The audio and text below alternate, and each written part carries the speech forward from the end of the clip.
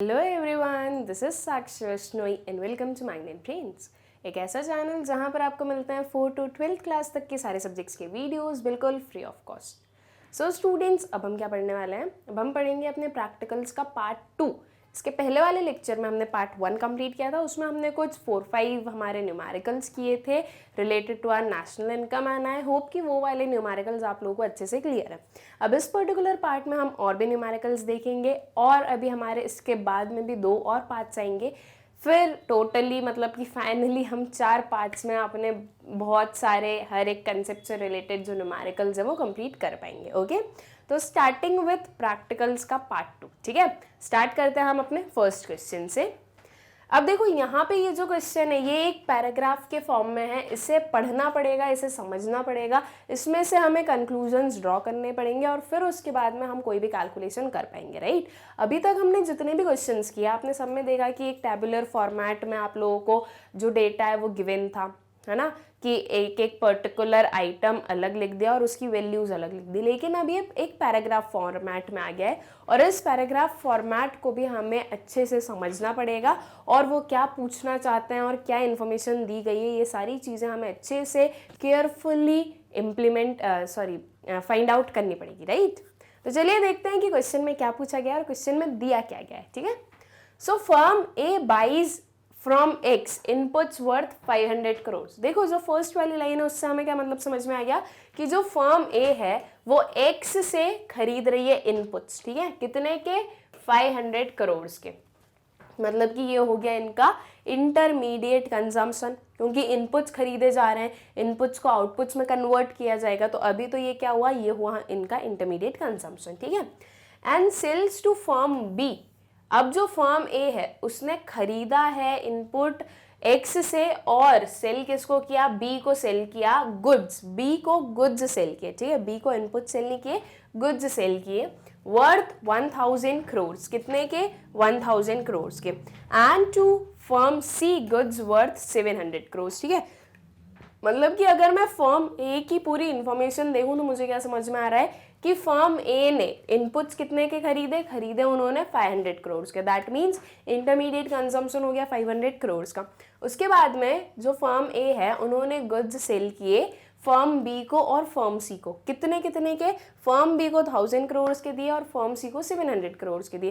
That means 1700 crore के जो goods हैं वो हमारे फर्म ए ने सेल किए। ठीक है, तो ये क्या हो जाएगा? ये वैल्यू ऑफ आउटपुट हो जाएगा कहीं ना कहीं हमारा कि इतना अमाउंट जा रहा है। ठीक है, फिर उसके बाद में ये तो हो गई हमारी फर्म ए की इंफॉर्मेशन। देखो ये जो पैराग्राफ फॉर्मेट है ना, हम खुद इसे टेबल फॉर्मेट में कन्वर्ट करेंगे। हम ऐसा नहीं है कि बस ये पढ़ लिया और अपना जो भी क्वेश्चन में पूछा जाएगा हम उसका आंसर कर देंगे।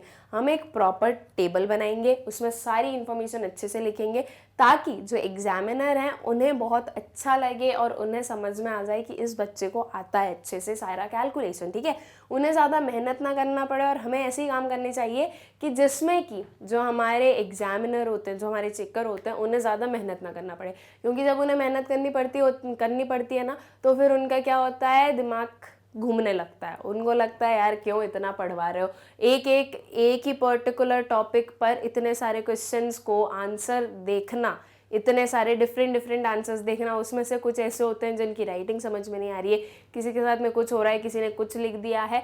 तो ऐसे में क्या होता है, एक टीचर भी एग्जॉस्ट हो जाता है। लेकिन अगर हम बहुत अच्छी अपनी प्रेजेंटेशन रखेंगे तो उन्हें भी देखने में अच्छा लगेगा और उन्हें कुछ न्यू दिखेगा, तो वो ऑब्वियसली उस पर्टिकुलर चीज़ के लिए आपको कुछ ना कुछ अच्छे मार्क्स देंगे ही देंगे। ठीक है, सो फर्म ए के बारे में हमें सब कुछ समझ में आ गया। अब फर्म बी पर आते हैं। तो firm B buys from Y inputs worth ₹200 crore. अब देखो जो फर्म बी है उन्होंने क्या किया? उन्होंने कहाँ से? वाई से जो इनपुट्स हैं वो खरीदे। कितने के? 200 करोड़ के। दैट मीन्स ये हो गया बी का इंटरमीडिएट कंजम्पशन। ठीक है, and sales to firm C goods worth ₹1500 crore. Firm C को गुड्स सेल कर रहे हैं कितने के? 1500 करोड़ के। ये बाहर जा रहा है। ठीक है, and finished goods worth 2000 crore to households. देखो फिनिश्ड गुड्स जो हैं वो भी सेल किए जा रहे हैं कितने के? 2000 करोड़ के। किसको? हाउस होल्ड्स को। ठीक है, तो ये इंफॉर्मेशन हमें मिल गई अपने फर्म बी की। फर्म ए की मिल गई, फर्म बी की मिल गई, अब फर्म सी की इंफॉर्मेशन क्या है वो भी देख लेते हैं। Firm C buys from Z, अब फर्म सी जो है वो जेड से इनपुट्स खरीद रहे हैं, कितने के 150 करोड़ के, और सेल कर रहे हैं फिनिश्ड गुड्स कितने के 4150 करोड़ के हाउस होल्ड्स को, ठीक है। फर्म सी के बारे में इतनी इन्फॉर्मेशन है। अब ये सारी इन्फॉर्मेशन तो हमें समझ में आ गई। अब हमें एक्चुअली में क्वेश्चन में पूछा क्या गया है, so calculate value added by firm A, B and C and GDP at MP. अब हमें क्या करना है, अब हमें वैल्यू एडेड फाइंड आउट करना है। वैल्यू एडेड का मतलब क्या होता है स्टूडेंट्स, क्या फॉर्मूला होता है हमारा, value of output minus intermediate consumption, ठीक है। तो हमें फर्म ए, फर्म बी और फर्म सी का individual value added find out करना है, और उसके बाद में हमें जीडीपी एट एमपी भी फाइंड आउट करना है। तो जीडीपी एट एमपी हम कैसे फाइंड आउट करते हैं, हमें पता है कि जितने भी डिफरेंट वैल्यू एडेड्स हैं सबको ऐड कर दो तो वो जीडीपी एट एमपी ले आता है, राइट। तो सबसे पहले हम क्या करेंगे, इन तीनों की जो वैल्यू एडेड है वो फाइंड आउट करेंगे, जो आंसर आएगा उन तीनों को हम क्या कर देंगे, ऐड कर देंगे, तो हमारे पास में जीडीपी एट एमपी आ जाएगा। ओके, आई होप कि ये क्वेश्चन आप लोगों को समझ में आ गया होगा। अब हम क्या करेंगे, ये जो पर्टिकुलर पैराग्राफ फॉर्मेट में जो लिखा हुआ है पहले हम उसे टेबुलर फॉर्मेट में चेंज कर लेते हैं, ठीक। तो जब हमने टेबुलर फॉर्मेट में चेंज किया तो कुछ ये हमारे पास में आया। देखो हमने क्या क्या कॉलम्स बनाए, एक कॉलम बनाया हमने फर्म का, ए बी सी फर्म आ गई इसमें। फिर एक आया हमारा वैल्यू ऑफ आउटपुट का। वैल्यू ऑफ आउटपुट में क्या आएगा, जो एक पर्टिकुलर जो फर्म है वो सेल कर रही है, ठीक है, मतलब सेल कर रही है वो गुड्स, तो उन पर्टिकुलर सबकी वैल्यू कहाँ आ जाएगी, वैल्यू ऑफ आउटपुट में आ जाएगी। इंटरमीडिएट कंजम्पशन आया फिर हमारा, तो इंटरमीडिएट कंजम्पशन में क्या आएगा स्टूडेंट्स, तो इसमें हमें क्या पता है कि हमने देखा कि इनपुट्स परचेज किए जा रहे हैं, तो वो जो परचेज है वो यहाँ पर आ जाएगा, ठीक। और फिर आ जाएगा क्या हमारा वैल्यू एडेड, ये हम अपना वैल्यू एडेड फाइंड आउट कर लेंगे तीनों हमारी फर्म्स का, ठीक है। तो अब जो इन्फॉर्मेशन गिवन थी उसमें फर्म ए जो है वो क्या कर रही है, वो सेल कर रही है बी को, ठीक है, वो बी को सेल कर रही है और वो सी को सेल कर रही है, कितने कितने के 1000 रुपीज़ का कर रही है बी को सेल और 700 रुपीज़ का कर रही है सी को सेल, ठीक है। और उसके बाद में जो हमारी फर्म ए है उसने परचेज भी किया था एक्स से, कितने का परचेज किया, तो उन्होंने परचेज किया था 500 का, ओके। सो ये 500 आया। अब 1700 माइनस 500 कितना आ गया, ये आ गया हमारा 1200। तो वैल्यू एडेड बाय फर्म ए कितना हुआ, ये हुआ हमारा 1200, ठीक है। अब जैसे हमने फर्म ए का निकाला वैसे हमें फर्म बी और फर्म सी का भी लिखना है। सो फर्म बी का जो है सेल्स टू सी कितना है, ये 1500 है, और जो सेल्स टू हाउस होल्ड है वो कितना है 2000 है, ठीक है। फिर उसके बाद में परचेज फ्रॉम ए। अब ये देखो यहाँ पर जब ए ने सेल किया है तो ऑब्वियसली वो परचेज भी तो किया गया था, है ना। अब ये हमारी फर्म्स हैं और ये जो फर्म्स हैं वो अगर कुछ परचेज कर रही है तो ऑब्वियसली उसमें कुछ ना कुछ वो इनोवेशन करेगी, कुछ ना कुछ प्रोसेसिंग करेगी, इसका मतलब कि वो उसका इंटरमीडिएट कंजम्पशन होगा, है ना। तो ये जो ए ने सेल किया है बी को वो हमने कहाँ लिखा, वो हमने अपने इंटरमीडिएट कंजम्पशन में लिखा बी फर्म के कि परचेज फ्रॉम ए, कि उन्होंने परचेज किया है ए से कितना 1000 रुपीज़ का, और परचेज फ्रॉम वाई ये हमारे उस क्वेश्चन में गिवन है, ये कितना है, ये हमारा 200, ठीक है।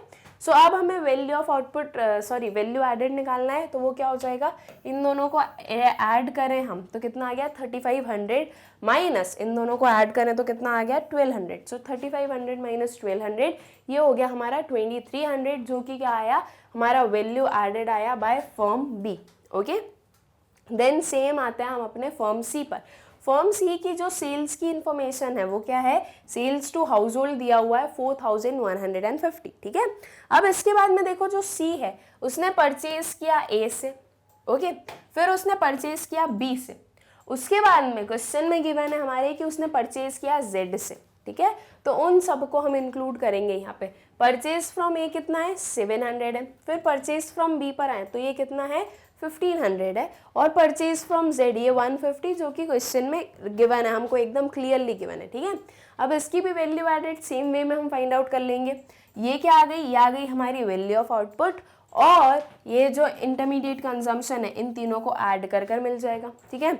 अब इसमें से हम वो माइनस किया हमने तो कितना आया हमारा आंसर वैल्यू एडेड का 1800 आया, ठीक है। सो ये हमने इन तीनों फर्म्स की क्या फाइंड आउट कर ली students, value added find out कर ली। एंड आई होप कि ये चीज़ आप लोगों को क्लियर भी होगी कि ऐसे फाइंड आउट की गई है। अब देखो इस टेबुलर फॉर्मेट में हमें सारी वैल्यूज़ मिल गई बिना किसी कन्फ्यूजन के, इसलिए हमने ये टेबल बनाया। और इसके बाद में अगर कोई भी इसे देखेगा तो उसे भी एकदम क्लियर रहेगा कि कहाँ से क्या एडिशन सब्ट्रैक्शन हो रहा है, क्या पर्टिकुलर इन्फॉर्मेशन गिवन थी, वो सब कुछ समझ में आ जाएगी इजीली, ठीक है। तो आप लोगों को भी क्या करना है, अगर ऐसे कोई क्वेश्चन आ जाए तो पहले टेबल फॉर्म कर देना और फिर उसके बाद में अपनी जो कैलकुलेशन है वो आगे करना, ओके। सो अब ये जो तीनों की वैल्यू एडेड आई थी वो क्या हो गई, वो हो गई हमारी GV@MP, ठीक है।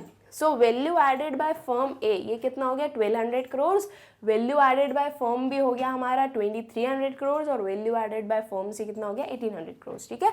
ये तीनों की इंडिविजुअल वैल्यू एडेड है। ये हमारा एक पार्ट हो गया क्वेश्चन का। अब जो सेकेंड वाला पार्ट है हमारे क्वेश्चन का उसमें क्या है GDP@MP, ठीक है। सो GDP@MP में क्या करेंगे, हम इन तीनों वैल्यूज को ऐड करेंगे। दैट इज हमने क्या करा, समीशन ऑफ GVA@MP, ओके। इन तीनों को ऐड किया 1200 प्लस 2300 प्लस 1800, ये कितना आया, ये आया हमारा 5300 करोड़, ठीक है। सो आपका GDP@MP कितना हो गया, ये हो गया हमारा 5300 crore, okay. I hope students कि आप लोगों को क्लियर होगा कि ये पर्टिकुलर क्वेश्चन को हमने कैसे सॉल्व किया है।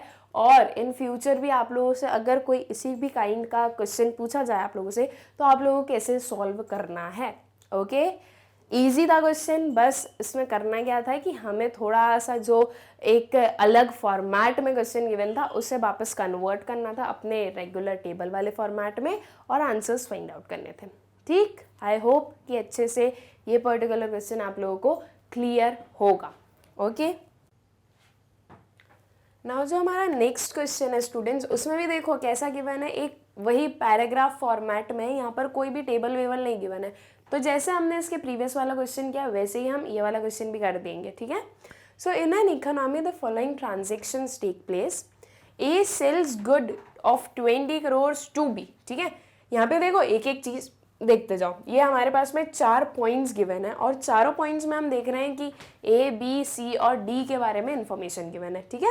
तो देखते हैं कि कौन किसको सेल कर रहा है, किससे परचेज कर रहा है। उन्हीं सारी चीज़ों को हम वापस से टेबल फॉर्मेट में बना देंगे और देखेंगे कि क्या क्वेश्चंस पूछे गए, उस हिसाब से हम अपना सोल्यूशन करेंगे, okay.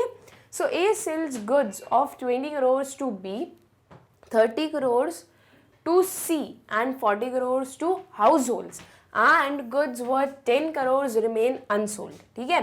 Value of inputs of firm A is assumed to be 0। अब यहाँ पर हमें इंफॉर्मेशन गिवन है कि A ने किसको कितना कितना सेल किया और उसमें हमने ये भी देखा कि जो नहीं सेल किया मतलब कि जो बच गया बेचने से वो कितना है, वो है 10 करोड़। और यहाँ पर जो वैल्यू ऑफ इनपुट्स है फर्म ए की वो हमने क्या अज्यूम किया कि वो 0 है, कि इनकी कोई वैल्यू ऑफ इनपुट्स है ही नहीं, इनने कोई इंटरमीडिएट कंजम्पशन किया ही नहीं, ऐसा हम मान रहे हैं, ठीक है।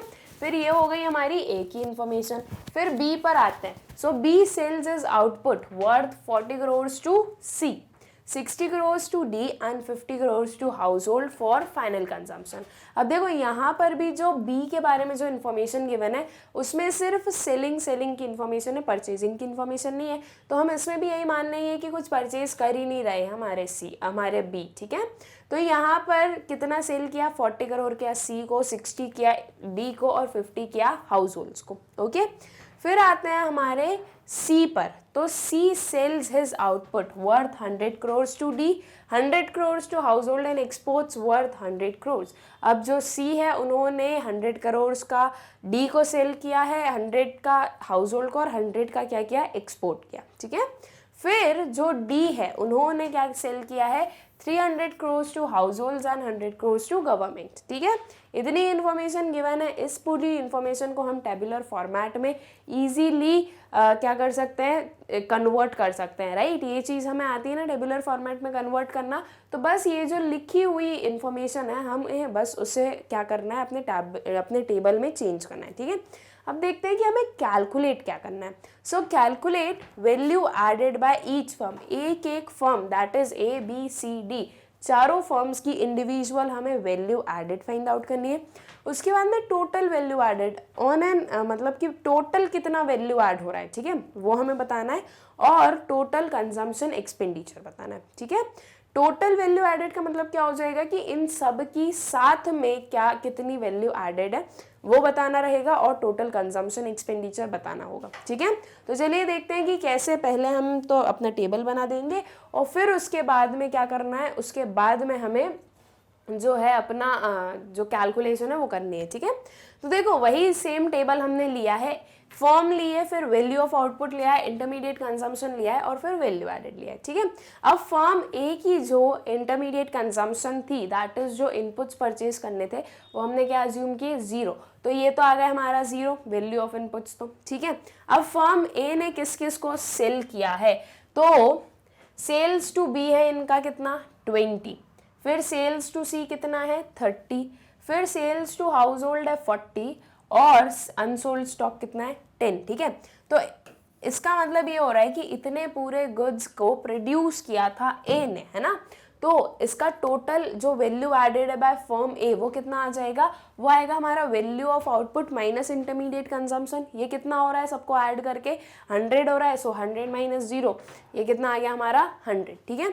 फिर आते हैं हम अपने फर्म बी पर। तो फर्म बी में हमें गिवन था कि सेल्स टू सी कितना है 40, सेल्स टू डी है 60, और सेल्स टू हाउस होल्ड है 50, ठीक है। इसमें जो हमारा फर्म बी है उसमें कुछ भी परचेजिंग की इन्फॉर्मेशन गिवन नहीं थी, लेकिन क्या ये ऐसा बिल्कुल सही था क्या कि बी ने कुछ परचेज ही नहीं किया? क्या ये चीज़ पर्टिकुलर चीज़ सही है क्या? नहीं है। क्यों नहीं है? बिकॉज हम देख सकते हैं कि यहाँ पर जो ए है उन्होंने सेल किया है बी को, तो ऑब्वियसली सेल कब किया है, जब बी ने खरीदा है ना। तो ये जो परचेजिंग है ऑफ बी वो हम कहाँ लिखेंगे, इसके इंटरमीडिएट कंजम्पशन में। तो हमने क्या लिखा, ये परचेज फ्रॉम ए कितना आया, ये आया हमारा 20, ठीक है। अब हमें वैल्यू एडेड फाइंड करना है, तो हम कैसे करेंगे, इन सबको ऐड करो और उसमें से माइनस कर दो इंटरमीडिएट कंजम्पशन को। तो 60 प्लस 50 कितना हो गया, ये हो गया हमारा 110, प्लस 40 हो गया 150, माइनस 20 कितना आ गया 130, ठीक है। सो फर्म ए और फर्म बी की जो वैल्यू एडेड है वो ये आ गई हमारी 100 और 130, ठीक। आई होप कि इतनी चीज़ें क्लियर है आप लोगों को। अब फर्म ए और फर्म बी की हो गई है, जैसे फर्म ए और फर्म बी की निकाली वैसे ही हम फर्म सी और फर्म डी की फाइंड आउट कर लेते हैं, ठीक है। सो फर्म सी ने क्या किया है, सेल किया है 100 रुपीज़ का डी को, हाउस होल्ड्स को सेल किया है 100 करोड़ का, ठीक है, 100 करोड़ का, और एक्सपोर्ट कितने का किया, 100 का किया, ठीक है। तो ये तो उन्होंने जो उनकी सेलिंग थी वो दिख गई हमें। एक्सपोर्ट्स को भी हम इंक्लूड करते हैं अपने वैल्यू ऑफ आउटपुट में, रीज़न बिकॉज ये जो एक्सपोर्टेड गुड्स हैं ये प्रोड्यूस तो हमारे फर्म सी ने ही किए ना, तो मतलब इनके जो प्रोडक्शन है उसमें ये ऐड होना चाहिए, इसलिए हम एक्सपोर्ट्स को इंक्लूड करते हैं अपनी कैलकुलेशन में, ठीक है। फिर इंटरमीडिएट कंजम्पशन की बात आई, तो हमारा जो सी है उसमें हमने देखा था कि उन्होंने परचेज किया था ए से भी और परचेज किया था बी से भी, राइट। तो इन दोनों की वैल्यूज हमने लिखी कि परचेज फ्रॉम ए कितना हो गया 30 और परचेज फ्रॉम बी कितना हो गया 40, ओके। तो अब जो फर्म सी है उनकी वैल्यू ऑफ आउटपुट और इंटरमीडिएट कंजम्पशन मिल गए हमें। अब हमें क्या फाइंड आउट करना है, वैल्यू एडेड फाइंड आउट करना, तो हम इजीली फाइंड आउट कर सकते हैं, है ना। ये 100 प्लस 100 प्लस 100 हो गया 300, और ये 30 प्लस 40 हो गया 70, सो 300 माइनस 70 ये कितना आ गया 230 करोड़, ओके। फर्म सी का भी हो गया। अब हम आते हैं अपनी फर्म डी पर। सो फर्म डी की जो वैल्यू ऑफ आउटपुट है वो क्या है, sales to household plus sales to government. ये दो जगह जो हमारा डी है वो सेल कर रहा है अपने गुड्स, ठीक है। हाउस होल्ड्स को सेल किए उन्होंने 300 करोड़ के, और जो गवर्नमेंट है उन्हें कितने के सेल किए 100 करोड़ के, ठीक है। अब जो डी है स्टूडेंट्स उसने कहाँ कहाँ से परचेजिंग की है, तो उन्होंने जो डी है उसने परचेज किया है सी से और बी से, ठीक है। सो परचेज फ्रॉम बी आया इनका 60 और परचेज फ्रॉम सी कितना आया 100, ओके। अब हमें वैल्यू एडेड फाइंड आउट करना है, इजीली कर सकते हैं, value of output minus intermediate consumption करना है। सो 3 + 1 कितना हो गया, ये हो गया हमारा 400 माइनस 160, तो ये कितना आ गया, ये आ गया हमारा 240, ठीक है। ठीक है। तो ये जो हमारा डी फर्म है उसकी वैल्यू एडेड आ गई 240, ठीक है। तो हमने ए बी सी डी चारों की जो वैल्यू एडेड है वो फाइंड आउट कर ली। सी और डी की आई 230, 240 और ए और बी की हमने अभी फाइंड आउट की ही थी, ठीक। तो मतलब कि हमारा जो फर्स्ट वाला क्वेश्चन था वो कंप्लीट हो चुका है। दैट इज हमें बताना था value added by each firm. तो ये जो value added by each firm है ये हमने बता दिया कि ए का कितना है 100 करोड़, बी का है हमारा 130 करोड़, सी का है 230 करोड़ और डी का कितना है 240 करोड़, ठीक है। ये आ गई हमारी value added by each firm. अब इसके बाद में आता है हमारा सेकेंड वाला क्वेश्चन, वो क्या था, टोटल वैल्यू एडेड बताना है हमें। तो टोटल वैल्यू एडेड का बताने का मतलब क्या हो गया कि ये जो इंडिविजुअल वैल्यू एडेड है इन सबको ऐड कर दो तो टोटल वैल्यू एडेड मिल जाएगी हमें, right. So total value added का जो एग्रीगेट का जो नेम होगा वो क्या होगा, GDP at MP, right. So GDP at MP is equals to summation of GVA at MP, that is 100 plus 130 plus 230 plus 240, ये कितना आ गया, ये आ गया हमारा 700 करोड़। सो 700 करोड़ जो है वो हमारा टोटल वैल्यू एडेड हुआ, that is GDP at MP, ठीक है। फिर हमारा आता है थर्ड वाला क्वेश्चन। थर्ड वाला क्वेश्चन क्या था, टोटल कंजम्पशन एक्सपेंडिचर हमें बताना है। सो टोटल कंजम्पशन एक्सपेंडिचर में हम क्या देखेंगे कि कौन कौन कंज्यूम कर रहा है, कंज्यूम करना है हमारे हाउस होल्ड्स और गवर्नमेंट, राइट। बिकॉज सिर्फ हमने हाउस होल्ड्स और गवर्नमेंट को इसलिए लिया है क्योंकि जो जैसे कि फर्म ए ने सेल किया फर्म बी को, वो इसलिए इंक्लूड नहीं कर रहे हैं बिकॉज जो फर्म बी है वो उन गुड्स का कंजम्पशन नहीं कर रही है, उन गुड्स में और प्रोसेसिंग कर रही है और उसे एक फाइनल गुड बना रही है। इसलिए हम जो ये फर्म्स को जो सेल किए गए गुड्स हैं वो हम इंक्लूड नहीं करेंगे अपने कंजम्पशन एक्सपेंडिचर में। कंज्यूम कौन कर रहा है, कंज्यूम कर रहा है हमारे हाउस होल्ड्स या फिर हमारी गवर्नमेंट कंज्यूम कर रही है, राइट। जो गवर्नमेंट है वो एट अ प्रेजेंट प्रोड्यूस नहीं कर रही है, वो सिर्फ कंज्यूम कर रही है। तो हमने जहाँ जहाँ पर हाउस होल्ड्स और जहाँ जहाँ पर गवर्नमेंट का नाम होगा वो हम लेंगे अपने इस पर्टिकुलर टोटल कंजम्पशन एक्सपेंडिचर में, ठीक है। सो जो टोटल कंजम्पशन एक्सपेंडिचर है उसमें हमने क्या लिया, sales to household by A plus sales to household by B plus sales to household by C plus sales to household by D plus sales to household by sales to government by D, ठीक है। ये कितना हो रहा है 40 plus 50 plus 100 plus 30, ठीक है। अगर यहाँ पे देखें तो ये देखो सेल्स टू हाउस होल्ड है ए का कितना 40, फिर सेल्स टू हाउस होल्ड है बी का 50, ठीक है। ये दोनों वैल्यूज हमने ली। फिर उसके बाद में सेल्स टू हाउस होल्ड है सी का कितना 100 और जो डी है उन्होंने हाउस होल्ड्स को भी सेल किया और गवर्नमेंट को भी सेल किया तो ये 300 और 100 आया। तो हमने ये सारी वैल्यूज़ को इंक्लूड किया और ये सारी वैल्यूज़ या ये सारे जो टर्म्स हैं इनसे अपना जो फॉर्मूला है वो फ्रेम किया और हमारा जो टोटल कंजम्पशन एक्सपेंडिचर है फाइंड आउट किया, ओके। तो इन सबको ऐड करके हमें कितना मिल गया 590 करोड़। तो ये जो 590 करोड़ है ये आपका टोटल कंजम्पशन एक्सपेंडिचर हुआ, ठीक है। आई होप स्टूडेंट्स कि ये पर्टिकुलर क्वेश्चन आप लोगों को क्लियर होगा। देखो क्वेश्चन सिंपल था, बस क्या था कि थोड़ा सा उसे अपने अकॉर्डिंग फ्रेम करना था। जैसे कि अब ये कंजम्पशन एक्सपेंडिचर आ गया तो अगर मैं यहाँ पर आपको एक्सप्लेन नहीं करती या फिर अगर आप लोग समझ भी जाते तो भी एक वो कन्फ्यूजन रह जाता है कि क्या हम वो जो फर्म्स लोग जो खरीद रहे हैं वो भी इंक्लूड करेंगे क्या, क्योंकि फर्म्स भी तो कंज्यूम ही कर रही है। तो ये चीज़ गलत हो जाती थी है क्योंकि फर्म्स जो हैं वो उनका फाइनल कंजम्पशन नहीं है, वो उन गुड्स को कंज्यूम नहीं कर रही है, उन गुड्स में प्रोसेसिंग कर रही है, उन गुड्स में और वैल्यू को ऐड कर रही है, ठीक है। तो वो कंजम्पशन नहीं बोला जाएगा। अल्टीमेट कंजम्पशन कौन कर रहा है, तो कंजम्पशन कर रहे हैं हमारे हाउस होल्ड्स और गवर्नमेंट, ठीक है। और बाकी का जो इसके पहले हमने जो इंडिविजुअल वैल्यू एडेड देखा था यही और इसके प्रीवियस वाले क्वेश्चन में भी यही देखा था हमने। तो आई होप कि ये दोनों में आप लोगों को अच्छे से क्लियर है, कोई भी कंफ्यूजन नहीं है और बिल्कुल भी ऐसा मतलब बोरिंग सा नहीं लगा कि अच्छा ये पैराग्राफ है अब इसे पढ़ो फिर इसमें से अपने जो कंक्लूजन्स है वो ड्रॉ करो, ऐसा वाला नहीं लगा। आप लोगों को मज़ा आया होगा, आई होप सो, ओके। तो फिर चलिए चलते हैं हम अपने नेक्स्ट क्वेश्चन पर। अब हमारा जो क्वेश्चन है उसमें हमें क्या बोला गया, calculate NDP at FC. NDP at FC का मतलब क्या होता है स्टूडेंट्स, तो ये होती है हमारी डोमेस्टिक इनकम, ठीक है। अब एनडीपीएट एफसी फाइंड आउट करने के लिए क्या क्या इन्फॉर्मेशन गिवन है वो देखते हैं। सो यहाँ पर हमारे पास में गिवन है rent, royalty, interest, compensation of employees, profit, mixed income. ये सारे जो हमारे आइटम्स हैं ये कौन से पर्टिकुलर मेथड के पास हमें लेके जा रहे हैं, कौन से पर्टिकुलर मेथड के साइड हमें इंडिकेट कर रहे हैं कि मैं वो पर्टिकुलर मेथड से आ रहा हूँ। तो these are from income method, right. ये इनकम मेथड में हमने ये सारे टर्म्स देखे हैं, ये सारे वेरिएबल्स देखे हैं, है ना। अब देखो जब हम इनकम मेथड से अपना फाइंड आउट करते हैं, मतलब कि इनकम मेथड जब हम यूज़ करते हैं तो वो जो फॉर्मूला होता है उसको अप्लाई करके कौन सा पर्टिकुलर एग्रीगेट मिलता है हमें मिलता है एनडीपीएट एफसी, राइट। ये चीज़ याद रखना कि वैल्यू एडेड मेथड से आपको मिलेगा जीडीपीएट एमपी, इनकम मेथड से आपको मिलेगा एनडीपीएट एफसी, और जो हमारा एक्सपेंडिचर मेथड है उससे भी आपको जीडीपीएट एमपी मिलेगा। तो ये चीज़ें याद रखना बहुत ज़रूरी है। अदरवाइज़ क्या होगा कि आपको फॉर्मूला याद है लेकिन आपको पता नहीं कि इस पर्टिकुलर फॉर्मूले के थ्रू आपको कौन सा एग्रीगेट मिल रहा है, तो वो चीज़ में क्या हो जाएगा, थोड़ी सी मिस्टेक हो जाएगी, थोड़ी सी क्या बहुत ज़्यादा मिस्टेक हो जाएगी, ठीक है। तो इस चीज़ को अच्छे से याद रखना ज़रूरी है। अब यहाँ पर हमें एनडीपीएट एफसी फाइंड आउट करने के लिए बोला गया ये जो पर्टिकुलर आइटम्स हैं ये इनकम मेथड के ही हैं, तो इसका मतलब कि हमें बस अपना फॉर्मूला यूज़ करना है और जो आंसर आएगा वो एनडीपीएट एफसी ही आने वाला है, ठीक है।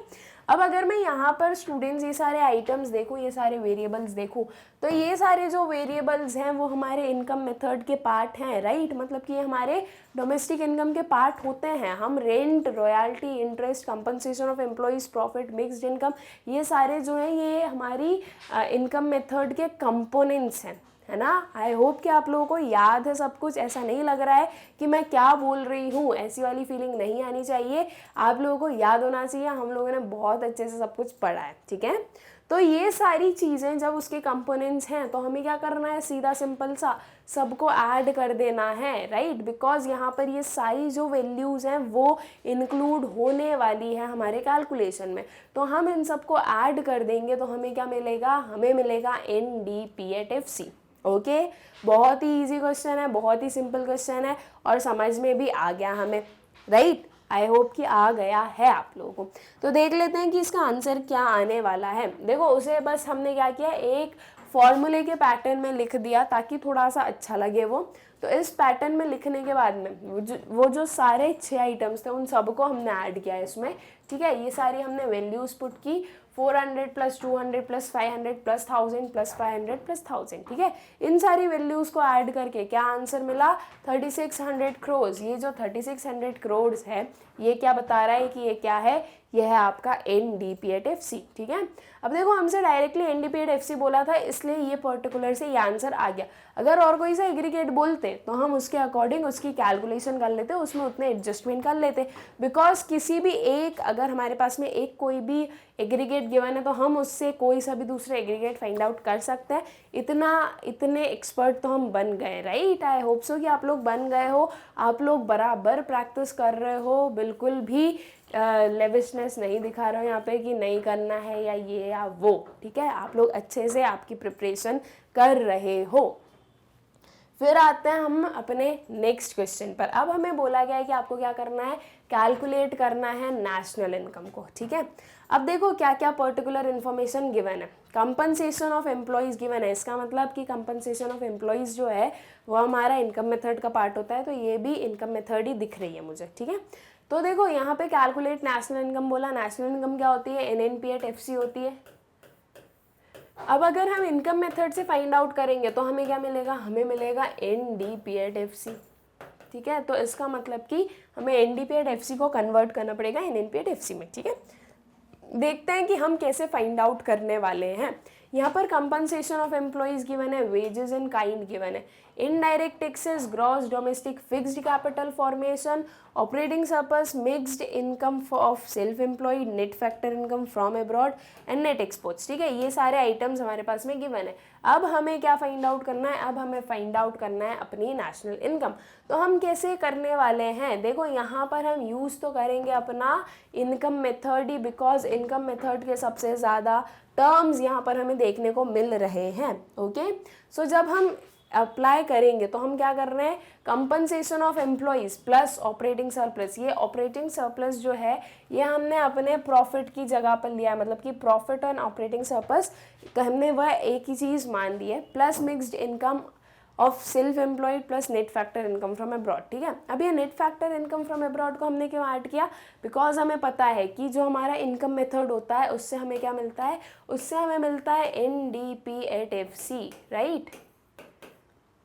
तो NDP@FC से NNP@FC तक जाने के लिए हमें इस डोमेस्टिक को नेशनल में कन्वर्ट करना पड़ेगा। दैट मीन्स इस डोमेस्टिक में हमें क्या ऐड करने पड़ेगा, NFIA ऐड करना पड़ेगा, तब वो जाके हमारा नेशनल में कन्वर्ट हो जाएगा। ठीक है, तो ये सारे आइटम्स को हम ऐड करने वाले हैं। अब इसमें हमने वेजेस इन काइंड क्यों नहीं लिया, इसका रीज़न क्या है, बिकॉज जो वेजेस इन काइंड है वो हमारे कंपनसेशन ऑफ एम्प्लॉयज़ का ही पार्ट होता है, राइट। कंपनसेशन ऑफ एम्प्लॉयज़ में 3 पार्ट्स होते हैं, 3 उसके कंपोनेंट्स होते हैं, wages and salaries in cash, wages and salaries in kind, right, और एक जो हमारा सोशल सिक्योरिटी स्कीम वाला होता है। तो जब ये 200 ऑलरेडी इसमें इंक्लूडेड है, तो हमने अगर इस 200 को फिर से ऐड किया तो ये हमें एक मिसगाइडेड रिजल्ट्स देगा, जो कि हम बिल्कुल भी नहीं चाहते हैं। तो इसलिए हमने वेजेस इन काइंड को इंक्लूड नहीं किया। देन इनडायरेक्ट टैक्सेस तो हम इंक्लूड करते ही नहीं है, कहीं से कहीं तक ज़रूरत ही नहीं है इनडायरेक्ट टैक्सेस को इंक्लूड करने के लिए। फिर आता है gross domestic fixed capital formation. तो ये जो gross domestic fixed capital formation है ये हम कहाँ यूज़ करते हैं, अपने एक्सपेंडिचर मेथड में, लेकिन यहाँ पर हम इनकम मेथड से फाइंड आउट कर रहे हैं तो हम ये भी यहाँ पर इंक्लूड नहीं करेंगे। फिर आता है ऑपरेटिंग सरप्लस, तो ये हमने इंक्लूड किया है, मिक्स्ड इनकम में हमने इंक्लूड की है, net factor income from abroad भी हमें इंक्लूड करनी पड़ेगी, बिकॉज हमें NDP@FC को NNP@FC में कन्वर्ट करना है। एंड नेट एक्सपोर्ट्स को हम इंक्लूड नहीं करेंगे। ठीक है, तो आई होप कि आप लोगों को क्लियर होगा स्टूडेंट्स ये सारे जो टर्म्स हैं हमारे, कि किसे हम इंक्लूड कर रहे हैं, किसे हम इंक्लूड नहीं कर रहे हैं। देखो सबसे ज़्यादा ज़रूरी है कि आप आपका फॉर्मूला याद रखो। अगर फॉर्मूला याद रहेगा तो आप ऑब्वियसली उस पर्टिकुलर जो क्वेश्चन है उसके आंसर तक अच्छे से पहुंच पाओगे। अदरवाइज़ आप लोगों को क्या लगेगा, मिक्सअप कर सकते हो ना आप, कि आपको कंपनसेशन ऑफ एम्प्लॉयज़ का अगर फॉर्मूला नहीं पता है तो आप क्या करते हैं, आप इन वेजेस इन काइंड को भी ऐड कर देते, तो ये 200 रुपीज़ से जो आपका आंसर है वो गलत आ जाता और आपको जो पर्टिकुलर मार्क्स हैं वो नहीं मिल पाते, राइट। तो इसलिए हमें फॉर्मूला याद होना बहुत ज़्यादा ज़रूरी है। तो जब हमने वो सारी वैल्यूज़ पुट की, ये इसका फॉर्मूला हमने फ्रेम किया, सारी वैल्यूज़ को हमने पुट किया, तो हमारे पास में आंसर कितना आया, 34,700 करोड़। ठीक है, ये क्या हुआ, ये हुई हमारी national income, that is NNP@FC। ठीक है, आई होप स्टूडेंट्स की क्लियर है आप लोगों को कि NNP@FC कैसे फाइंड आउट की हमने इस पर्टिकुलर क्वेश्चन के थ्रू। ओके, सो यहाँ पर हमारा एंड होता है प्रैक्टिकल्स का पार्ट 2 एंड आई होप कि आप लोगों को क्लियर भी होगा कि पार्ट 2 को हमें, मतलब कि पार्ट 2 में हमने कौन कौन से क्वेश्चंस देखे, ये सारे जो क्वेश्चंस देखे ये सारे आप लोगों को क्लियर होंगे, कोई भी काइंड ऑफ कन्फ्यूजन नहीं होगा और आप लोगों को ये जो पर्टिकुलर न्यूमेरिकल्स हैं ये समझ में आ रहे हैं, आई होप सो। ठीक है, नाउ स्टूडेंट्स हमने 2 पार्ट्स कर लिए, अभी 2 पार्ट्स और बचे हमारे, तो हमारा जो नेक्स्ट लेक्चर होगा वो किस पर बेस्ड होगा, हमारा प्रैक्टिकल्स का part 3। Okay, I hope students कि आप लोगों को कोई भी कन्फ्यूजन नहीं है और आप लोगों को सब कुछ जैसे समझ में आ रहा है। ठीक है, तो फिर ठीक है, मिलते हैं अपने नेक्स्ट लेक्चर में with practicals part 3। Thank you.